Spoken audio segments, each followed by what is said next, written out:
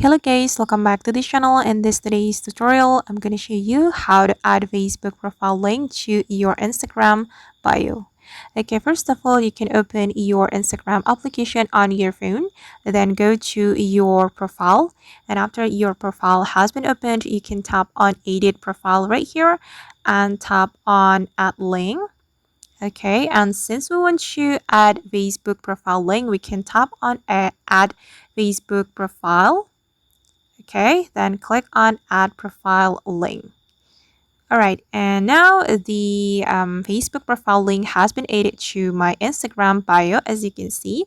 But just remember, guys, that you can add this Facebook profile link only if you have connected your Instagram account with your Facebook account. So make sure that you have linked your Facebook account to your Instagram account.